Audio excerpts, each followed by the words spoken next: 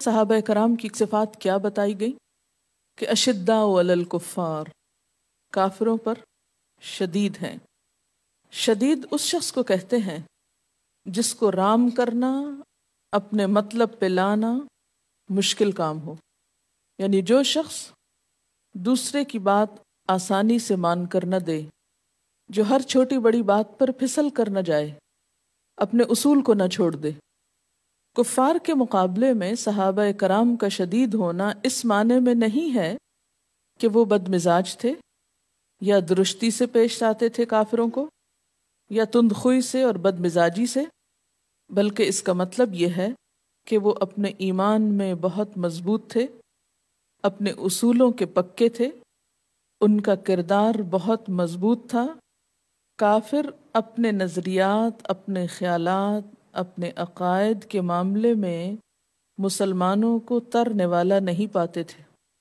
کفر کے مقابلے میں، کفر کے نظریات اور عقائد کے معاملے میں مسلمان ایک چٹان کی طرح تھے۔ جب انہوں نے لا الہ الا اللہ کہہ دیا تو پھر کسی دوسرے کو الہ ماننے کی گنجائش نہ چھوڑی۔ کافروں کے اندر یہ طاقت نہ تھی کہ انہیں یعنی صحابہ کرام کو ان کے مقصد سے ہٹا سکتے۔ آج کے دور میں بھی مسلمانوں کو ایسی ہی صفات کی ضرورت ہے۔ کسی نے کہا نا کہ کیا تم اسی جنت میں جاؤ گے جس میں صحابہ کرام گئے ہیں، حالانکہ تمہارا ایمان ان کے ایمان جیسا نہیں، تمہارا کردار ان کے کردار جیسا نہیں۔ تو فرق کیا ہے؟ پہلا فرق کہ وہ کافروں کے مقابلے میں شدید تھے۔ مجھے ایسے ہی غلط فہمی ہوئی کہ شاید آپ نے شدید کا معنی کہیں بد اخلاق اور بد مزاج نہ لے لیا ہو، کہ وہ کافروں سے بہت سختی سے اور بد مزاجی سے پیش آتے تھے۔ اسلام ہمیں ایسی تعلیم نہیں دیتا، اور نہ ہی صحابہ کرام ایسے تھے، اس لیے کہ انہوں نے اللہ کے رسول صلی اللہ علیہ وسلم کو کبھی ایسا کرتے ہوئے نہیں دیکھا تھا۔ انسان بد اخلاق ہوئے بغیر فرم طریقے سے اپنی بات پہنچا سکتا ہے۔ اس کے بعد دوسری صفت ان کی رحماء بینہم، آپس میں بہت رحیم اور شفیق تھے، ایک دوسرے کے لیے بہت مہربان تھے، ایک دوسرے کے لیے نرم، رحیم، ہمدرد اور غم گسار۔ ان کے باہمی تعلقات بہت اچھے تھے۔ کیا رحیم ہونے کا مطلب یہ ہے کہ نرم نرم باتیں کرتے رہتے ہیں ایک دوسرے سے؟ رحماء بینہم کا مطلب کیا ہے؟ آپس میں ایک دوسرے پر رحیم ہیں۔ کیا یہ رحمت صرف نرم باتوں میں ہے یا کچھ اور بھی ہے؟ بنیادی طور پر یہ صرف پولائٹنس کے معنوں میں نہیں ہے۔ مثلاً آپ دیکھیے کہ ڈاکٹر مریض کے لیے بڑا رحیم ہے، مہربان ہے، تو اس رحمت میں کیا کچھ کرتا ہے؟ نرمی سے بات تو کرتا ہی ہے، لیکن اس کے علاوہ بھی دوسرے کے فائدے کے لیے کچھ کرتا ہے۔ ماں اپنے بچے کے لیے بڑی ہی رحیم ہستی ہوتی ہے، لیکن بچے کی اصلاح کے لیے کیا صرف محبت بھرے ڈائلاگ بولتی رہتی ہے یا کچھ اور بھی کرتی؟ اور جب ماں ڈانٹتی ہے تو رحیم نہیں ہوتی؟ تو پھر رحماء بینہم سے مراد کیا ہوا؟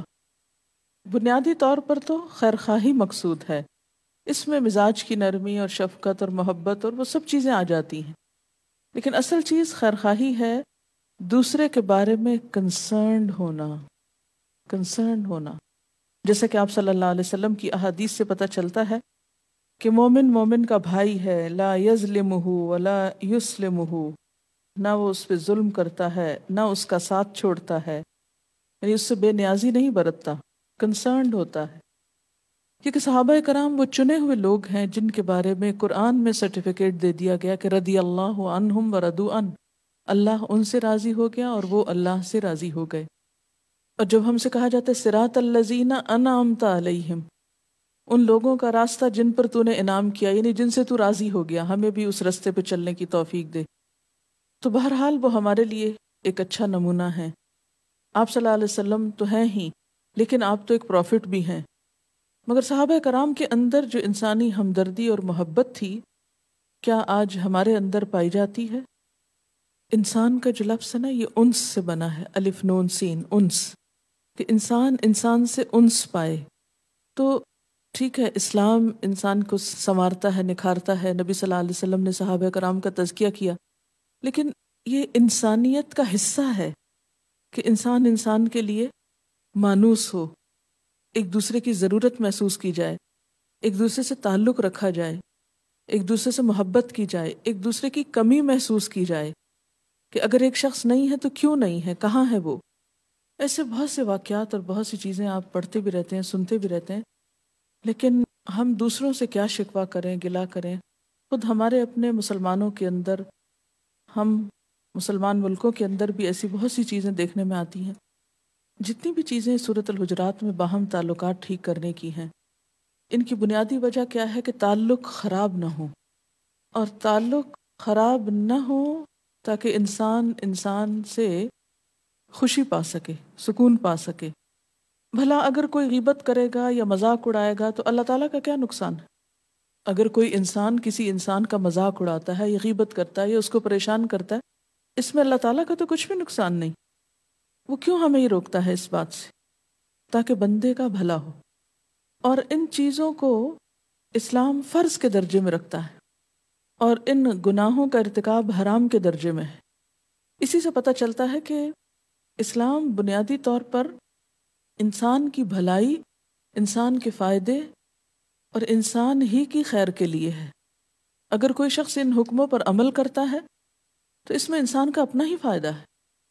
آج کے دور میں ہم مسلمانوں کے درمیان اتحاد، اتفاق، باہم رحم دلی، محبت اور شفقت کیوں نہیں نظر آتی؟ اس لیے کہ ہم ان صفات سے خالی ہیں جو صحابہ کرام کے اندر پائی جاتی تھی۔ تو سورۃ الحجرات بنیادی طور پر ان ایشوز پہ بات کرتی ہے جو انسانی تعلقات کی خرابی کا سبب بن سکتے ہیں۔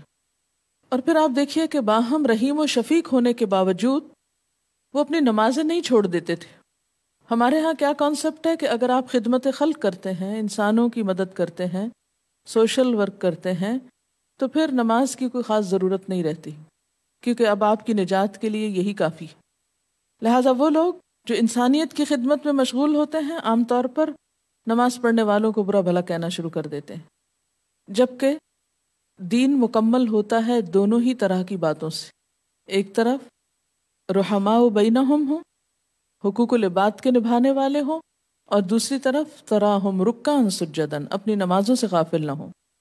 پھر اسی طرح حقوق اللہ اور حقوق العباد کرتے کرتے خود سے غافل نہ ہوں۔ یبتغون فضلا من اللہ ورضوانا، اللہ کا فضل، رزق اور اپنی بنیادی جائز ذاتی ضروریات کے پورا کرنے کے لیے بھی بھاگ دوڑ، اور اس میں کوئی برائی نہیں۔ اسلام خود سے بیگانہ ہونا نہیں سکھاتا۔ ایک مسلمان کی مکمل شخصیت کی آئینہ داری انسان کے چہرے سے ہوتی ہے۔ سیماہم فی وجوہہم من اثر السجود، ان کی عاجزی، ان کے سجدوں کے نشان ان کے چہروں سے عیاں ہیں۔ ذالک مثلہم فی التوراۃ، تورات میں ان کی یہ مثال بیان کی گئی ہے۔ اسی طرح ان کی جو مثال انجیل میں بیان کی گئی، قرآن کے الفاظ میں تو وہ ایک باغ سے تشبیہ دی گئی۔ حضرت عیسیٰ علیہ السلام کے ایک وعظ میں یہ مثال ہمیں ملتی ہے بائبل کے اندر، نیو ٹیسٹمنٹ میں۔ وہ کچھ یوں ہے، اور اس نے کہا خدا کی بادشاہی ایسی ہے جیسے کوئی آدمی زمین میں بیج ڈالے اور رات کو سوئے اور دن کو جاگے، اور وہ بیج اس طرح اگے اور بڑھے کہ وہ نہ جانے۔ زمین آپ سے آپ پھل لاتی ہے، پتی، پھر بالیں، پھر بالوں میں تیار دانے، پھر جب اناج پک چکا تو وہ فی الفور درانتی لگاتا ہے کیونکہ کاٹنے کا وقت آ پہنچا۔ وہ رائی کے دانے کی مانند ہے کہ جب زمین میں بویا جاتا ہے تو زمین کے سب بیجوں سے چھوٹا ہوتا ہے، مگر جب بو دیا گیا تو اگ کر سب ترکاریوں سے بڑا ہو جاتا ہے، اور ایسی بڑی ڈالیاں نکالتا ہے کہ ہوا کے پرندے اس کے سائے میں بسیرا کر سکتے ہیں۔ یعنی یہ مثال اب بھی بائبل کے اندر موجود ہے۔